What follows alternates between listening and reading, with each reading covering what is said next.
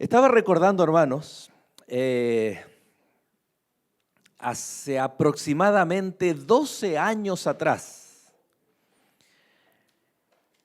Siempre nos ha encantado, pero hace 12 años atrás, con mi esposa hicimos varias locuras, pero locuras sanas.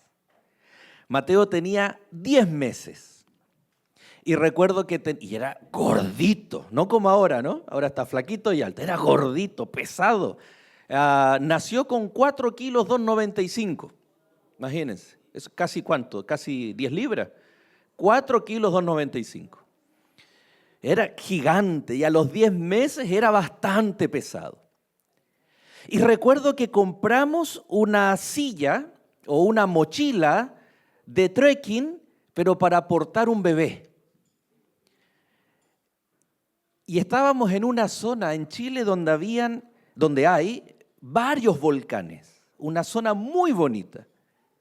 Y había un sendero, un trekking que sube, y son escalones rústicos, así hechos en la tierra, le ponen algunos troncos, con esa humedad, pero no una humedad como la de ustedes, tal vez en algunas zonas de México, Centroamérica. Hacía calor, pero no tanto. Había que subir 4 horas y usted llega a una zona cordillerana con unas lagunas en medio de unas araucarias, la cordillera nevada en pleno verano. Y ahí íbamos subiendo. Yo no recuerdo cuánto pesaba Mateo, pero sí recuerdo el dolor de espalda. Bueno, 12 años atrás y unos 15 kilos menos, ¿ok? Porque había que tener condición física para ir subiendo. Recuerdo que antiguamente, claro, ahora andamos con el teléfono, con el reloj, que te avisa el GPS y cuántos pasos y los kilómetros. En ese tiempo no teníamos nada, excepto cuando uno entraba al parque y pagaba su entrada, el guardaparque a usted le entregaba, ¿qué cosa? Un mapa. Wow, ¿se acuerdan, hermanos, que antes éramos expertos en mapas? Después le voy a contar la historia con mi esposa andando en moto y en el estanque de la moto uno ponía el mapa. Ahora no, ahora todo con GPS. Bueno, volvamos a la historia. Recuerdo que miramos el mapa y aparecían otros senderos de 3, 4 días para expertos que iban bordeando un tras otro volcán. Y íbamos a subir nosotros el recorrido más sencillo de 4 horas para llegar allí a esa zona. Llevábamos en las mochilas, mi esposa en la mochila, la comida, todo porcionado de acuerdo a la jornada que íbamos a tener. Les adelanto el final de la historia. Llegamos después en la noche, hermanos. En la noche, pero maravilloso. Lo que quiero contarles es que algo que nos llamó mucho la atención, que caminamos. Nosotros creíamos que ya íbamos por la mitad o incluso más aún. Y de pronto llegamos a un letrero de madera, porque allá se usa en el sur de Chile mucha madera, muchos letreros rústicos de madera.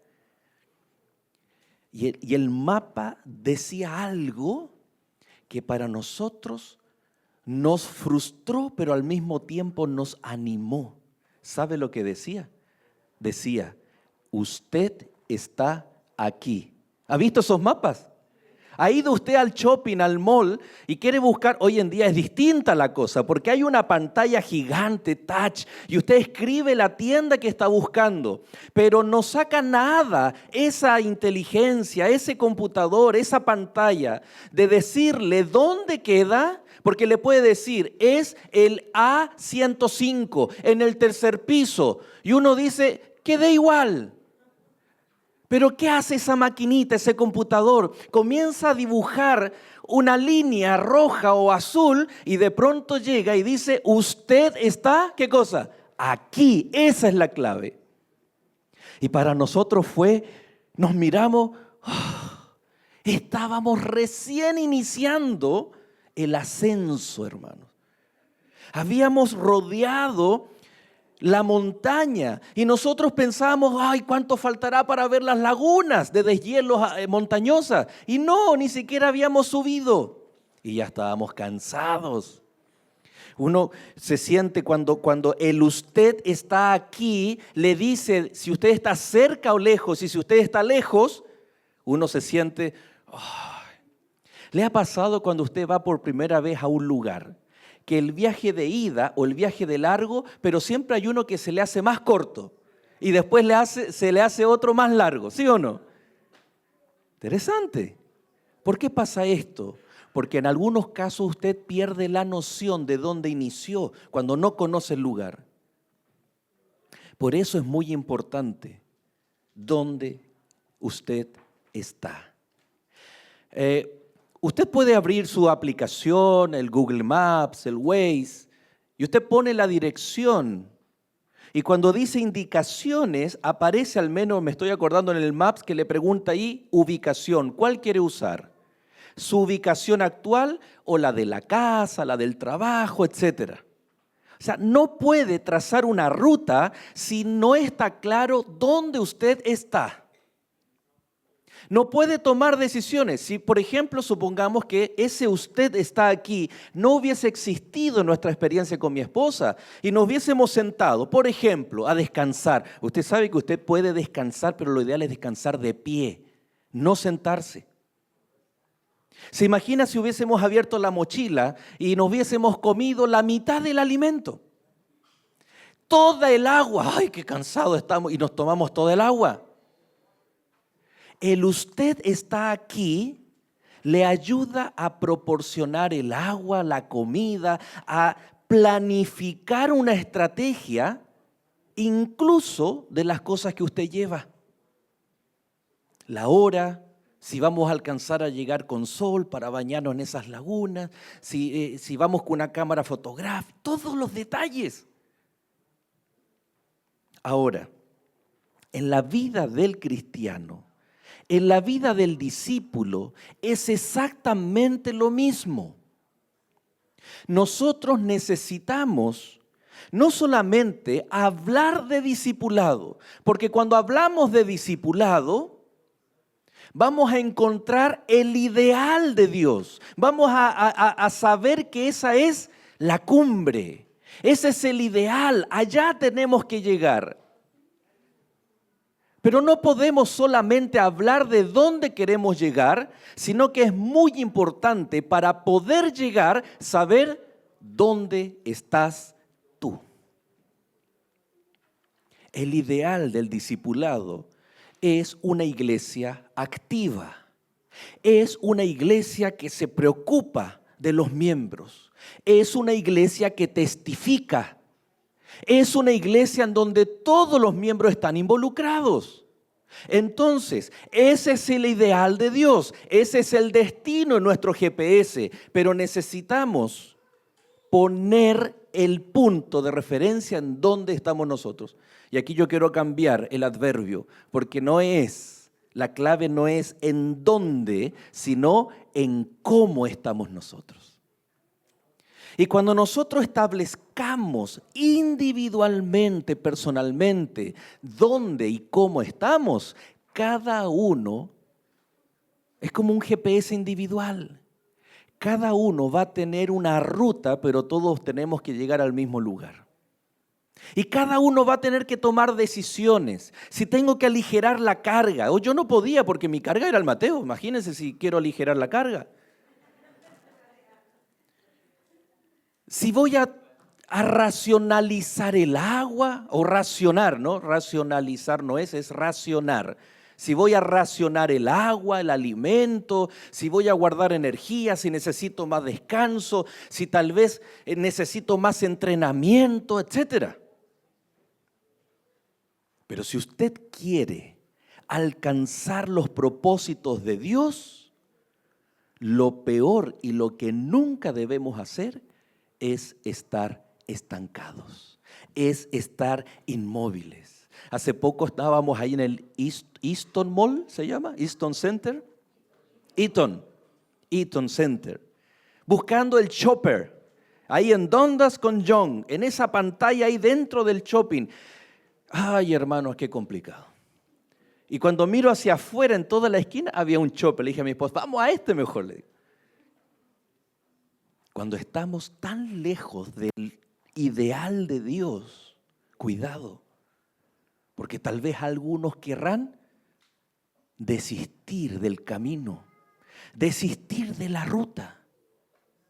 Y en esta hora, hermanos, en la Biblia vamos a encontrar 7 indicadores que nos van a mostrar dónde estás tú. En otras palabras, usted está aquí. Y es un ejercicio personal, individual, ¿les parece?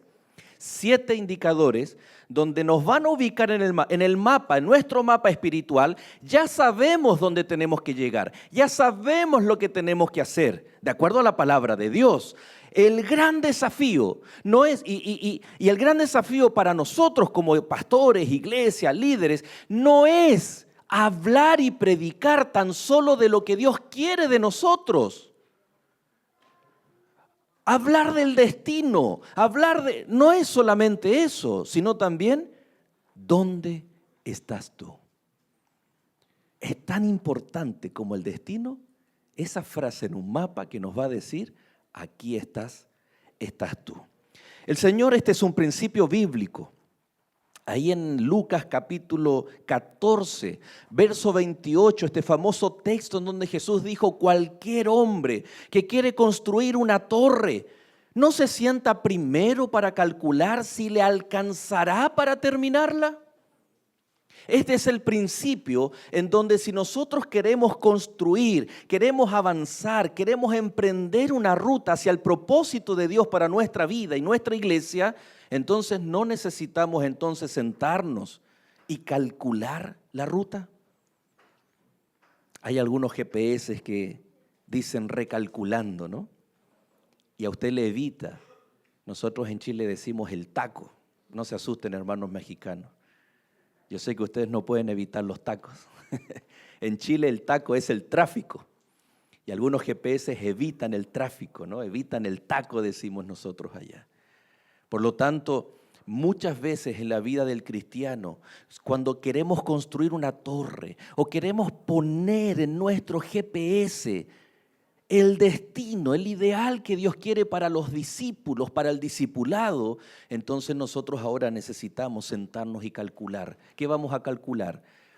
¿Cuál es la ruta que me arroja mi GPS? Porque tú y yo, porque tú y el hermano que está al lado tuyo, porque todos nosotros estamos en puntos de partidas diferentes. Porque todos tenemos un grado de compromiso distinto. Y vamos entonces a ver el primer indicador. El primer indicador se llama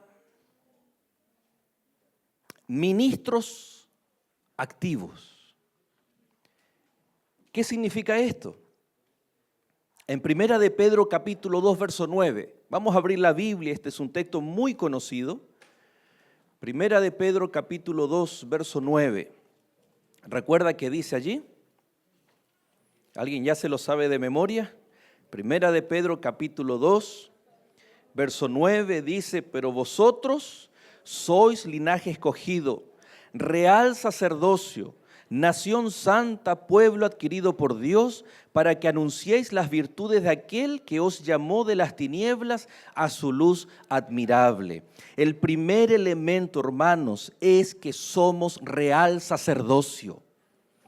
En el Antiguo Testamento, ser un sacerdote era solamente heredable por la tribu, por la familia a la cual usted pertenecía. No podía de otra tribu ser un sacerdote. Pero el apóstol Pedro muestra que gracias a Cristo Jesús somos todos real sacerdocio. Antiguamente el sacerdote ministraba en favor del pueblo como respuesta al llamado que Dios le había hecho. Ser ministro no significa exclusivamente la definición de la palabra ser un pastor.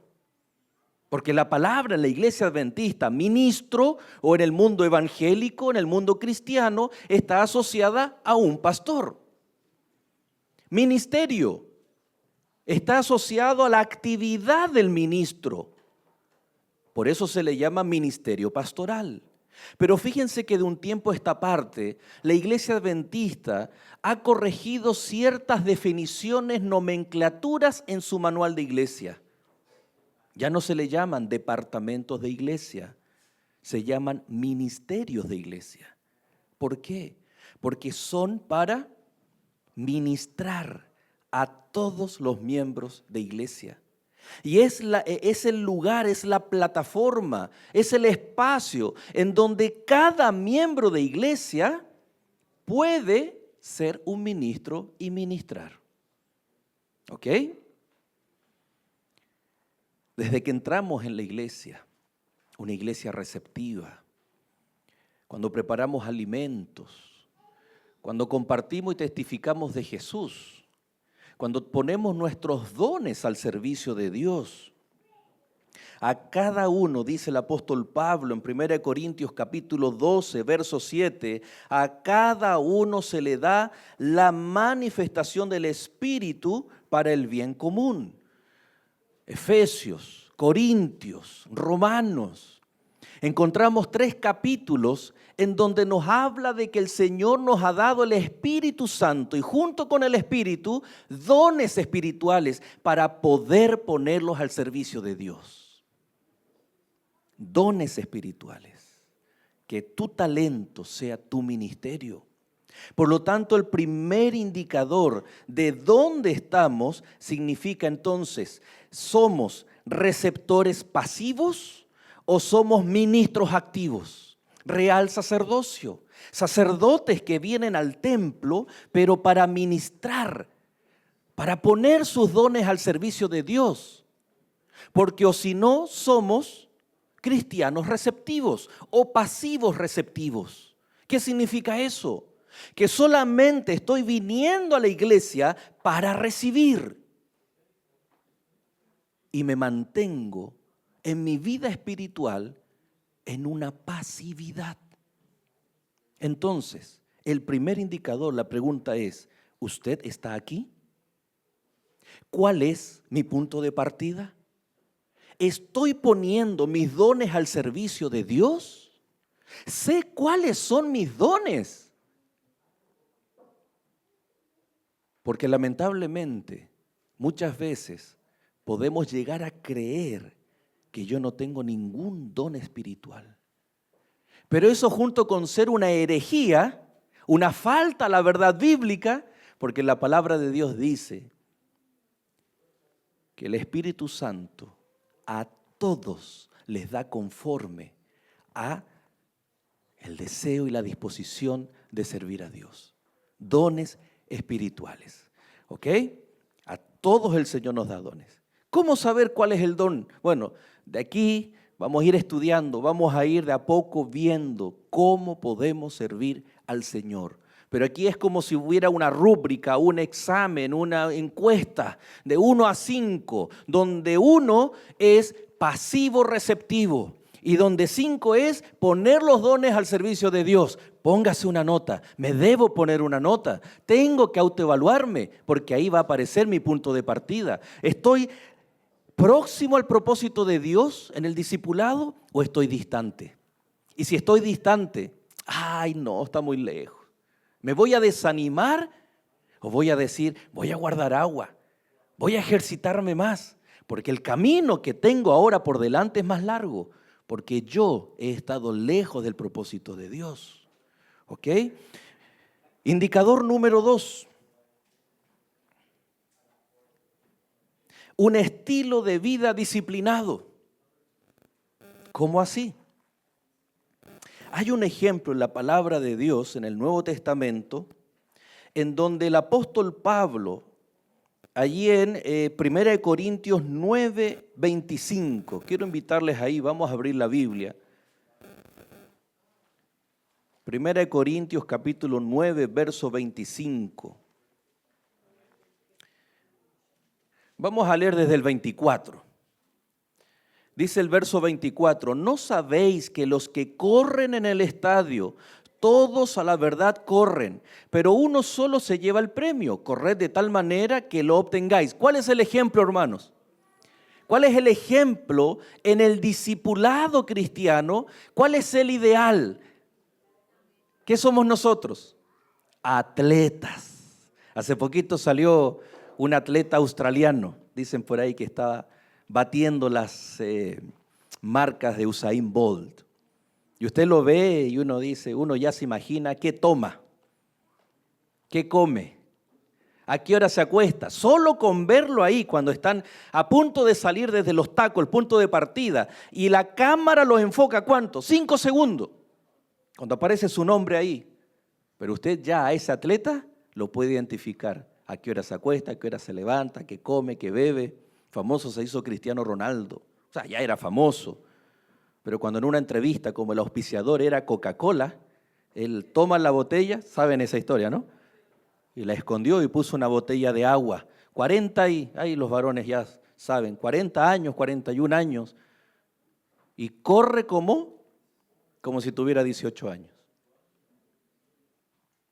Y por algo el apóstol Pablo toma, no solamente por un sentido espiritual, porque mire lo que dice ahora el verso 25, 1 Corintios 9, 25.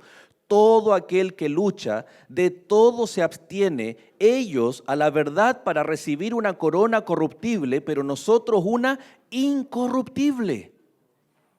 Es decir, en el discipulado nosotros tenemos el ejemplo del atletismo, del atleta, que no solamente alcanza un propósito espiritual, sino que también para poder alcanzarlo vive de una forma distinta. Y si hoy en día las personas buscan, comparábamos con mi esposa Vancouver y Toronto, ¿no? Cuando estuvimos por allá, y yo le decía, ¿sabes lo que echo de menos de Toronto?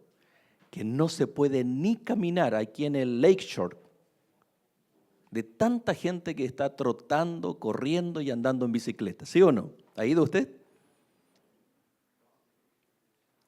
Y hoy en día en esta sociedad hay personas que aman hacer deporte, que aman cuidar su cuerpo, pero lo hacen con un hedonismo, con una vanidad propia. Y aquí la palabra de Dios dice que nosotros debemos hacerlo porque es parte de nuestra ruta, es parte de nuestro propósito, del destino. Y la pregunta es, ¿usted está aquí? ¿Dónde estamos? Por lo tanto, en este segundo indicador, nosotros tenemos que englobar todo. ¿Somos espiritualmente indisciplinados o espiritualmente disciplinados? ¿Cuándo se considera una persona con hábitos indisciplinados? Cuando toma desayuno a las 10 de la mañana, almuerza a las 5 de la tarde y como llega tarde o le da hambre tarde, a las 11, 12 de la noche está comiendo ahí de nuevo. O pasa comiendo todo el día. ¿Qué es una persona disciplinada? Que aunque pongan ahí un suspiro limeño, un tiramisú delante de sus ojos, va a tener dominio propio. Imagínense, hermanos, ahora con nuestra nutrición espiritual. Porque muchas veces, al alimentarnos de la palabra de Dios, al nutrirlo de las oraciones, estamos famélicos, anémicos, estamos faltos de nutrientes, porque tarde, mal y nunca nos estamos alimentando de la palabra de Dios. O somos indisciplinados al no tener hábitos de alimentarnos de la palabra de Dios. Por lo tanto, este indicador es espiritualmente en todos los aspectos de nuestra vida, ¿somos indisciplinados o disciplinados? Tercer indicador, el discipulado afecta a todas las áreas de la vida. Hoy en día vivimos en una cultura en donde que nadie se meta con mi espacio, incluso dentro de los mismos hogares se da. Tal vez uno de los letreros que más compran los jóvenes hoy en día es no entrar, stop, y lo pegan ¿dónde? ¡Pum! Afuera de su cuarto, zona radiactiva y tantas cosas, ¿no? Cuando yo era adolescente no había dinero para comprar y yo los hacía y los dibujaba y los pintaba. No entrar. Prohibido el paso, zona radiactiva, etcétera. creemos que de alguna forma podemos separar elementos y cosas que trascienden en nuestra vida. ¿Cómo así? Jesús vino a decir que Él era el Rey y que cada uno de nosotros debiera pertenecer al reino de los cielos. Jesús, cuando vino a este mundo, instauró el reino de la gracia y muy pronto en su aparición por segunda vez será el reino de la gloria. Pero cuando nosotros aceptamos al Señor, el concepto de reino no es simplemente un concepto de comunidad. El concepto de reino es que yo soy súbdito y Cristo pasa a ser el Rey de mi vida. Y como Rey, Él trasciende a todos los aspectos de la vida. Y aquí hay un gran indicador del discipulado bíblico. Hoy en día vivimos como una cajonera. ¿Cómo le llaman en su país a ese mueble con muchos cajones donde ponemos los calcetines, las camisetas? Cajonera, dresser, gavetero. En Chile le decimos cómoda. No me pregunte por qué. Cómoda. Tal vez será porque es cómodo poner la ropa ahí. No lo sé, no lo había pensado nunca. Y supongamos que nuestra vida, toda la vida, es como una cajonera o gavetera. El cajón de arriba, ¿son todos iguales, sí o no? No hay unos más grandes, bueno, algunos son más grandes, otros más chicos, pero vamos a pensar en el principal, el que queda arriba o el más grande. ¿Qué pondría usted allí? ¿Qué pondría allí? Pensando en nuestra vida. Arriba. No, pero en la vida personal. Calcetines, dice, lo va a tener. Acá en Canadá hay que tenerlos muy limpios, a mano y bien bonitos, ¿no? En la vida personal, ¿qué pondría arriba? ¿Los hijos? ¿La familia? ¿Dios? Dios en primer lugar. Ok, en el segundo, la familia. Tercero, trabajo, amigos, muy bien. Cada uno tiene su propio. No hay una respuesta correcta. Cuarto, ¿qué pondría? ¿Qué pondría? Trabajo, algo personal, obligaciones, muy bien, que no le gusta hacer, pero las tiene que hacer. Y en el último, ¿qué pondría? Viaje, paseo, ocio, entretenimiento. Excelente. ¿Todos están de acuerdo o no? Sí, muy bien. La Biblia nunca ha dicho que nuestra vida debiera ser como un gavetero o una cajonera. La vida del cristiano es como un baúl. ¿Se acuerdan de los baúles? ¿Tuvo usted baúl? ¿Su abuelita tuvo algún baúl? Y era como una condena cuando nos decían, anda al baúl y tráeme esto. Ay, es como la cartera de las damas de mi esposa. Se abre el baúl y allí hay de todo. Ahí están las fotos familiares, ahí está la ropa, ahí están los calcetines, ahí está, ¿qué más hay ahí? ¿Qué más hay ahí? ¿Qué guardaba usted? Documentos importantes. Ahí están los pasaportes en ese baúl que ya nadie tiene, porque es más cómodo tener cómoda. Entonces en la Biblia el discípulo debe vivir como cajonera o como baúl. En el baúl, todo lo que ustedes dijeron está todo entrelazado. Porque mi relación con Dios tiene que afectar positivamente hasta en los ocios y entretenimientos. Pero en la cajonera lo tenemos distante el uno del otro. No tiene nada que ver. Es por eso que cuando de pronto vamos al lago, vamos a hacer alguna actividad recreativa en familia o de forma personal, estoy enfocándome en mí mismo, en mis gustos, en agradarme a mí mismo. Y eso fomenta el egoísmo. Cuando lo que necesitamos es invitar al Señor. Vamos a ir al lago, vamos a ir a bañarnos, vamos a hacer algo entretenido, vamos a hacer deporte. Pero en ese lugar, en el concepto de baúl, debe estar Dios. Y el gran problema del discipulado es que somos discípulos solamente el día sábado. Porque el sábado abrimos la cajonera. Y ahí está la Biblia llena de polvo, ahí está el folleto o la cartilla de la escuela sabática, porque ahí está la corbata, el vestido, los zapatos y la actitud de cristiano. Y cuando se pone el sol Si es que aguantamos a la puesta de sol, cerramos el cajón hasta el próximo viernes en la noche. Ese es el juego de Satanás. Ese es el negocio del enemigo. No más cajoneras, necesitamos baúles. Para que si mañana domingo, que va a estar bonito el día, vamos a hacer alguna actividad en familia, ¿quién esté allí presente? Esté Dios presente, pero también puede estar el trabajo. Aló, Jorge, hola, ¿cómo estás? Oye, mañana nos vamos a pasear, vamos a ir con la familia. ¿Quieres unirte? Vengan, vengan. Nos juntamos en mi casa, cargamos los carros y de ahí nos vamos. Oh, me parece excelente idea, vamos. ¿Qué estoy mezclando? Dios, familia, trabajo, testimonio. Y eso es discipulado.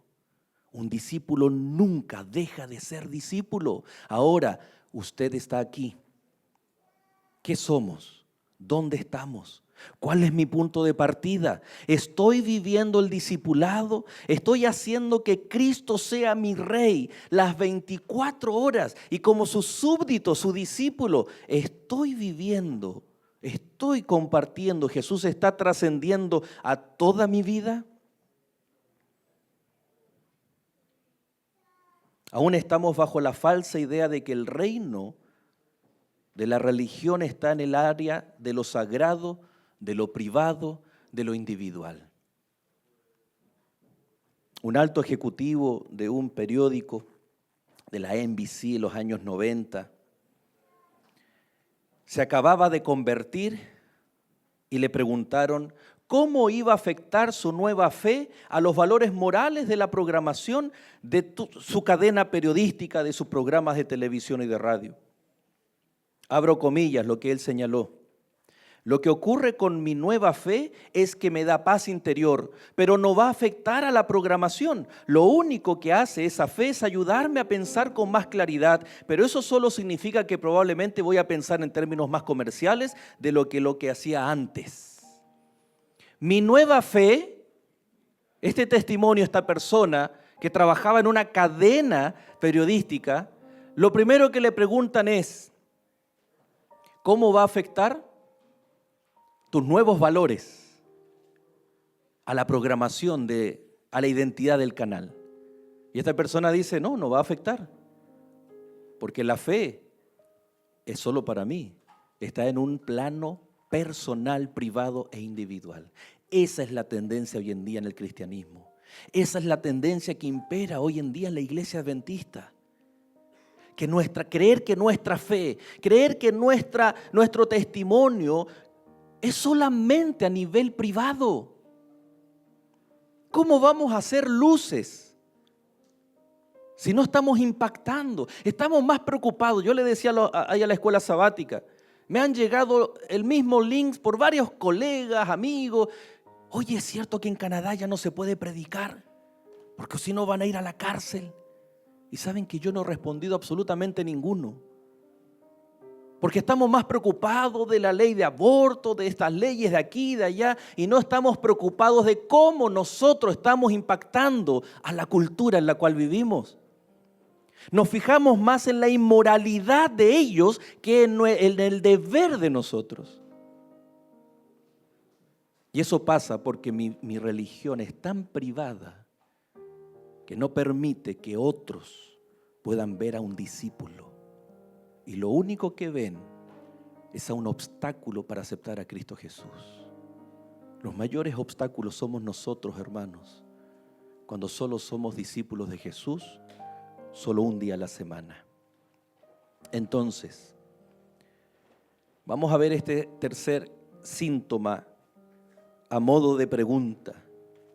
¿Tengo una fe privada o soy un discípulo integral en todos los aspectos de la vida? Ahí tiene que poner su nota. Ahí está la frase, usted está aquí. ¿Dónde está? ¿Fe privada o discípulo integrado en todos los aspectos de la vida? Y aquí yo quiero en el cuarto punto, hermanos, enfatizar lo siguiente. Se llama ir contra corriente, ir contra la corriente. ¿Pero de qué forma? La realidad que vemos muchas veces a muchos discípulos, a muchos creyentes, con un estilo de vida más semejante a los no cristianos que a los cristianos. Muchas veces nos parecemos más a aquellos que no tienen valores cristianos, aquellos que no son fieles al Señor. Nos parecemos más a ellos que a aquellos discípulos que tienen que ser fieles al Señor. Y leíamos allí en Primera de Pedro capítulo 2. Vamos ahí a Primera de Pedro capítulo 2. Un capítulo maravilloso. Verso 11. El apóstol Pedro le dice a una iglesia cristiana, donde la mayoría estaba en Roma, en la capital del imperio. Alguien podría decir donde todo estaba pasando. Y dice allí el verso 11, Primera de Pedro capítulo 2, amados, yo os ruego como a extranjeros y peregrinos que os abstengáis de los deseos carnales que batallan contra el alma. El apóstol Pablo está clamando, hermanos, está rogando a la iglesia y llama la atención cómo la describe. Somos extranjeros y somos peregrinos.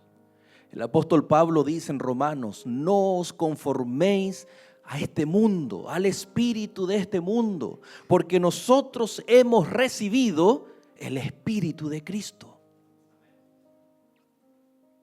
Ir a contracorriente no significa pintar unos carteles e ir a denunciar, e ir a molestar para que la gente nos odie. Fíjense lo que la gente está necesitando ahora. El pueblo de Dios tiene aquello que Dios le ha dado, aquellas herramientas para aplicar y vivir el método de Cristo. Estudiamos esta semana acerca de la Biblia, esa autoridad, y es verdad. Pero hoy en día las personas aborrecen la autoridad, odian la verdad absoluta. Es tremendo, hermanos, cuando usted lee lo que ahora es X, antiguamente Twitter, que se transformó la red social de las verdades individuales. Cada uno tiene su propia verdad y la defienden, pero a morir. Aunque la realidad, los hechos concretos digan lo contrario. ¿Cómo vamos a ir a mostrarle la verdad absoluta en la cual tú y yo creemos? ¿Cómo muchas veces aquellas personas que toda la masa va en un sentido, cómo nosotros nos vamos a parar e ir contra la corriente? No podemos. Pero tampoco podemos ser arrastrados por las prácticas de este mundo. Entonces, ¿cómo lo vamos a hacer? Ahí es donde viene el método de Cristo. Porque si tú te paras en medio de la corriente y tú hablas acerca de la verdad, va a aparecer alguien que en su mano tiene, por ejemplo, tú tienes la Biblia, pero la otra persona va a tener el Corán. ¿Y qué va a ser ese libro para esa persona? Su verdad. Y es como un choque de espadas, ¿no? ¿Quién vence con la verdad? Pero el Señor nunca nos pidió hacer eso. Nos pidió ser discípulos y haced a otros discípulos. Guarda la espada por un momento y muestra tus manos sirviendo al prójimo como Cristo lo hacía. Para no hablar de la verdad, sino mostrar la verdad a través de nuestro ejemplo y nuestro testimonio. Ahí está la clave. Ir contracorriente no significa vivir los principios bíblicos, pero a la vez testificar acerca de Cristo Jesús. Miren lo que dice el verso 12, ahora el apóstol Pedro, Primera de Pedro capítulo 2, 12. Mantened buena vuestra manera de vivir entre los gentiles.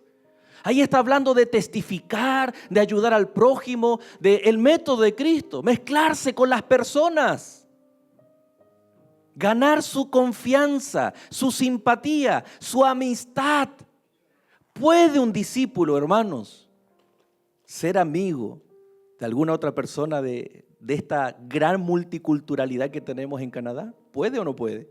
El Señor lo ha puesto al lado suyo, o son sus vecinos, o son sus colegas, o son sus compañeros de estudio.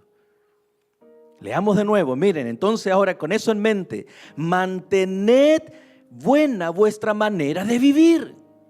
No está diciendo saca tu espada y demuestra que tú crees en la verdad.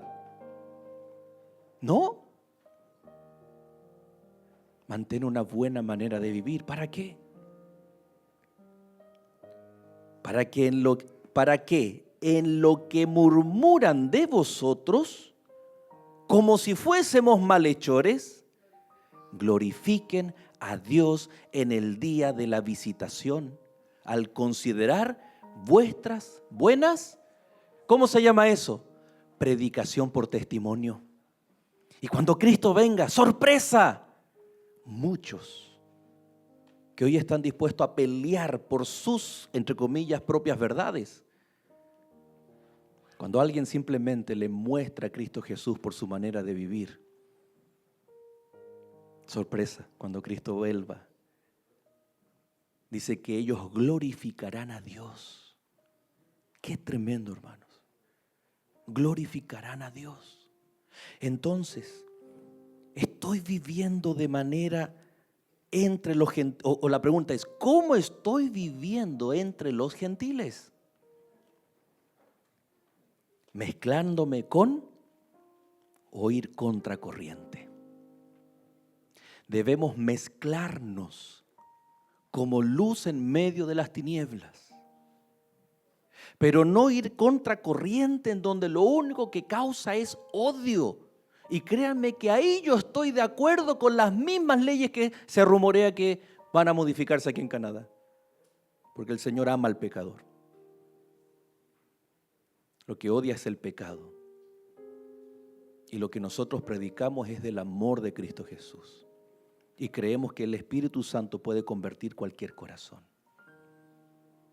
Pero si nos vamos a parar para anunciar o denunciar, lo único que vamos a cargar sobre nuestras espaldas es el odio de las personas que son candidatos para el reino de los cielos. Oh, pastor, pero la palabra inspirada dice en el libro La Educación, la mayor necesidad del mundo es de hombres que no se vendan ni se compren, hombres que no teman decir al pecado el nombre que le corresponde, hombres que sean fieles al Señor como la brújula al polo, y que sean fieles aunque los cielos se desplomen. Pero en ningún momento está diciendo que tienes que destruir al que está practicando el pecado. Denunciar el pecado no significa destruir al pecador, porque Jesús nunca lo hace sin antes la oportunidad de salvación. Y ese es un atributo completamente divino, no nuestro. El nuestro es ser discípulos. Y para ser discípulos hay que mezclarse con la gente, no para vivir como ellos viven, sino para mostrarles a Cristo Jesús. Ya se nos ha ido el tiempo. Quinto, un organismo escogido y esencial. Un discípulo jamás en su vida, en su mente, es individualista. Y nos toca muchas veces visitar personas que están alejadas de la iglesia. Pastor, no se preocupe, yo amo a Dios, yo no necesito ir a la iglesia, yo nunca me he soltado de la mano de Dios. Mentira, excusas. Porque un verdadero discípulo entiende que el Señor lo integra, lo llama a ser parte de un pueblo, de una iglesia, y más aún en el contexto profético, de un pueblo remanente que tiene una función y un propósito especial en el tiempo final.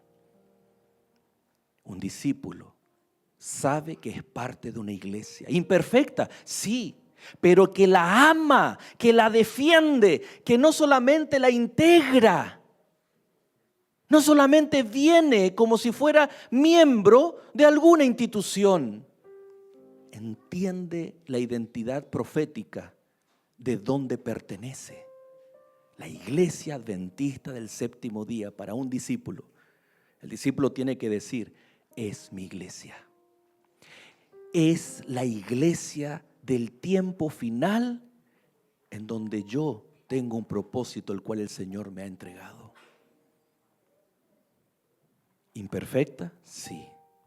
Pero es la esposa que se está preparando para el encuentro del esposo. Por lo tanto, el venir aquí, hermanos, el estar aquí, responde al sentido de un discípulo de querer pertenecer e identificarse con el pueblo de Dios en el tiempo final.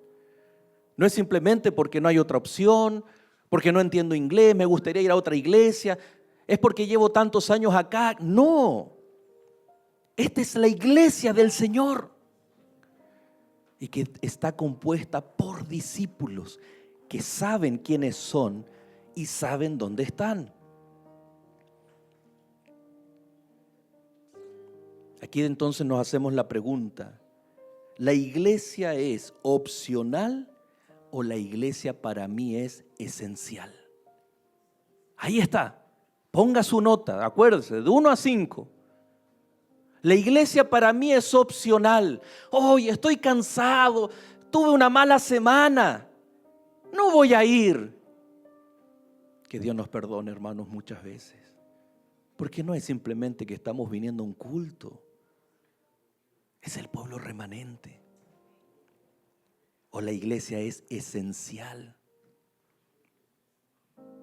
Nosotros tenemos la iglesia abierta 3 días a la semana.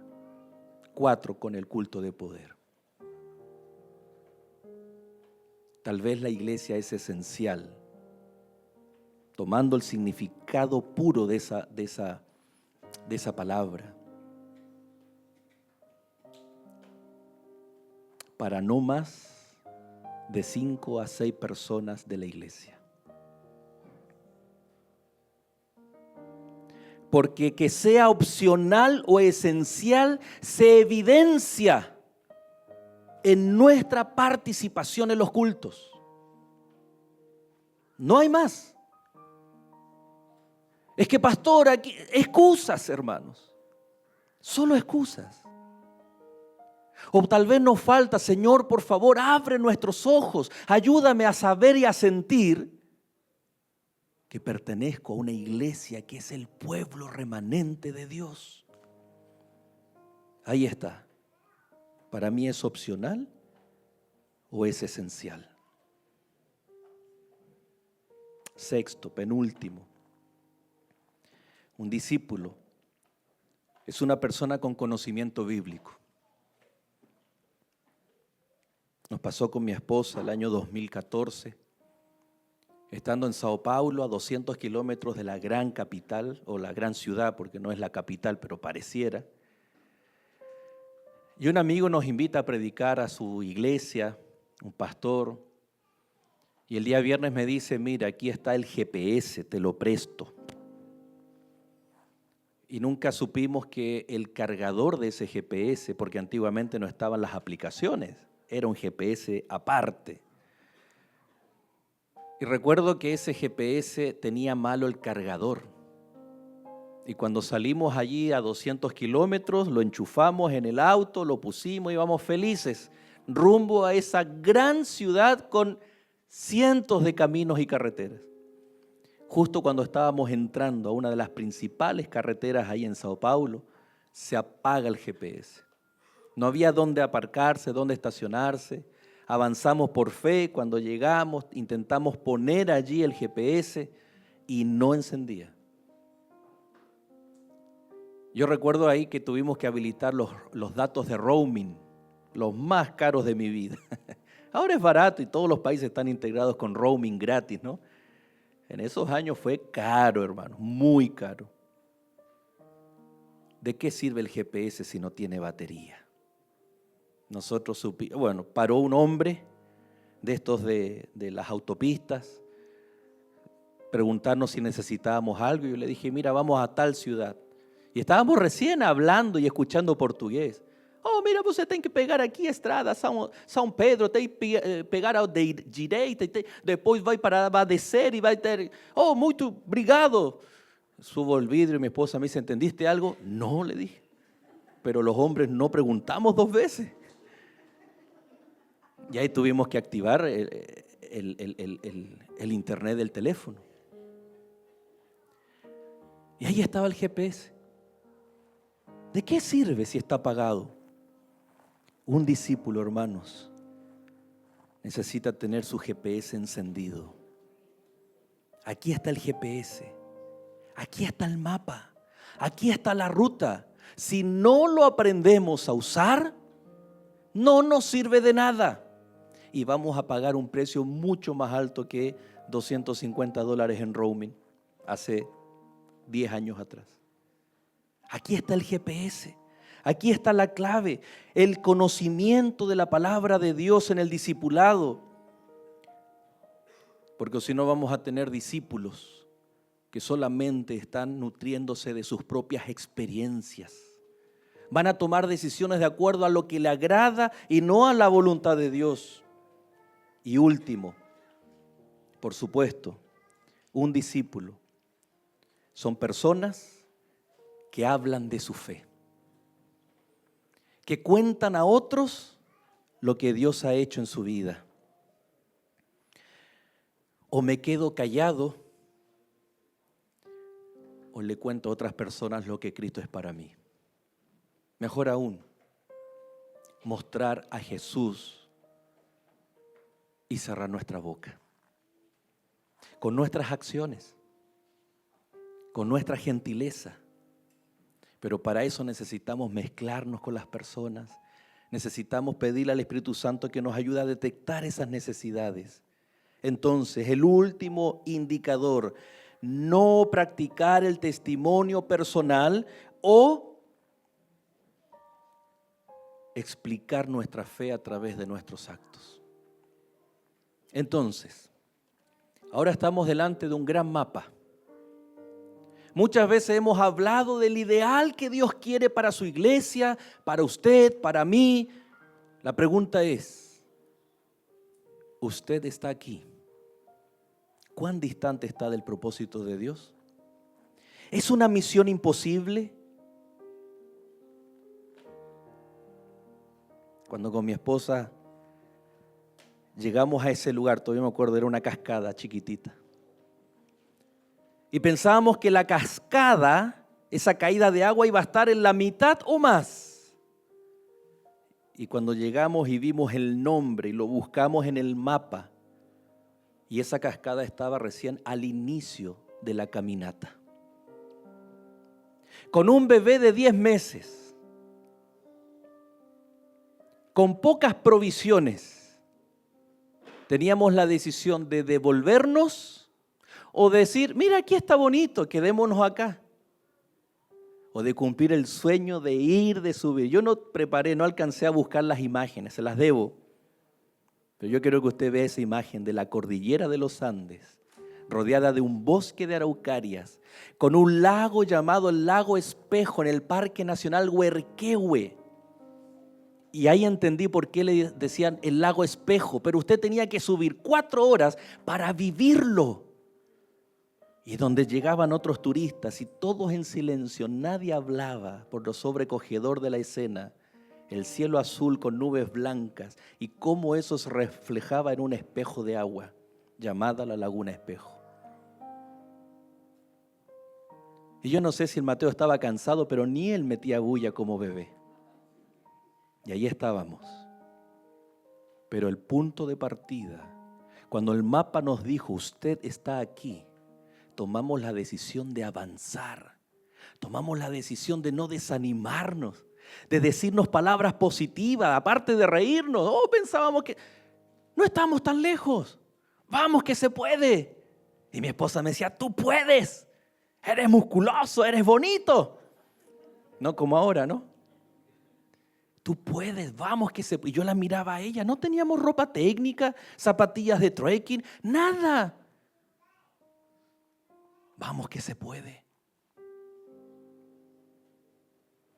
Pero tal vez era más fácil devolverse, pensar en el niño, en la salud del niño, pensar en que no estamos preparados. ¿Por qué no volvemos, nos preparamos bien, inscribámonos en un gimnasio y después el próximo verano hacemos estas locuras? Dicho de paso, no fue la única. Llegamos esa vez hasta la Patagonia Argentina. Pero ahí nos dimos cuenta, hermanos, que sí se podía. Después se nos ocurrió subir a mirar un glaciar detrás de un volcán en erupción, con el Mateo detrás, o en un volcán activo. ¿Por qué? Porque cuando usted lo logra la primera vez, después nada ni nadie le puede decir, tú no eres capaz. Y aquí está el enemigo. Ahora hemos visto estos 7 indicadores que nos dice, usted está aquí. Si tú estás lejos del propósito de un discípulo, ahí está el enemigo. ¡Ay, que no te importe! No tomes las decisiones. Pero aquí está la comunidad de discípulos. Y juntos podemos decir que en Cristo Jesús, hermanos, sí se puede. Sí se puede iluminar este mundo lleno de tinieblas. Usted no necesita ser experto, teólogo en la Biblia. Usted necesita solamente amar a Cristo Jesús y ver a las personas que nos rodean como candidatos para el reino de los cielos. Y entonces escuchar las palabras de Jesús. Vayan y hagan discípulos. Vayan y mézclense. Vayan y sean amigos. Vayan y aunque no entiendan el idioma, compartan con ellos. Llévele unos tacos, famosos tacos. Por algo el Señor permitió que los tacos fueran famosos, si no, no. Es para compartirlos con otros. ¿Por qué el Señor hizo tan ricas las pupusas? Yo no las conocía. No sé si eran famosas o no, pero son ricas. Para que usted vaya y las comparta. Ni hablar de las arepas, las empanadas argentinas o chilenas, o qué sé yo. ¿Por qué? ¿Solo para llenarnos nosotros o para compartir con otras personas? Ahí está el secreto, hermanos. Ahí está el propósito de Dios. Ahí está el ideal. ¿Cuán lejos está ese ideal de nuestra experiencia espiritual? Ojalá, hermanos, que el GPS en esta mañana nos diga que estamos cerquita. Que estamos cerquita de ese ideal que el Señor quiere para nosotros. Que Dios nos ayude, hermanos. Que el Señor nos ayude para ser sus verdaderos discípulos. Especialmente en este tiempo que estamos viviendo y especialmente en este país y en esta ciudad. Vamos a orar, inclinar el rostro para orar. Querido Dios y Padre, ayúdanos, Señor, a involucrarnos con aquellos dones espirituales que tú nos has dado. Ayúdanos para trabajar en tu iglesia, no en departamentos, sino en ministerios.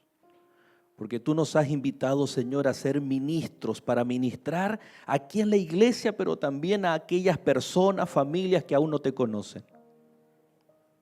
Querido Dios, ayúdanos como un atleta, si tenemos que dejar ciertas cosas, porque tal vez nos parecemos más a las prácticas del mundo que a los hijos de Dios, Señor, que se preparan en esta gran carrera.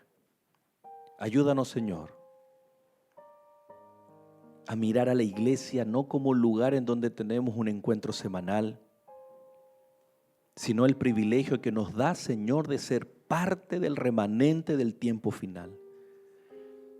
Qué privilegio de predicar el mensaje de los 3 ángeles. No es simplemente venir, escuchar e irme a casa. Queremos, Señor, que tú trasciendas en todos los aspectos de nuestra vida como un gran baúl en donde Dios está tocando todo. Querido Dios, ayúdanos a compartir nuestra fe. Danos sabiduría, danos humildad, porque las personas allá afuera están dispuestas a defender sus propias verdades. Y si bien tú eres, Señor, la verdad absoluta, el camino y la vida, y tu palabra es verdad, ayúdanos en primer lugar, Señor, para no entrar en un conflicto, un debate infructuoso. Ayúdanos a amar a las personas, para que ellos vean a la verdad que es Cristo Jesús en nuestra vida. Querido Dios, queremos ser tus discípulos. Sé tú nuestro Maestro. Queremos ir en pos de ti, querido Dios. Bendícenos. Lo rogamos, lo necesitamos y suplicamos en el nombre poderoso de Cristo Jesús. Amén, Señor.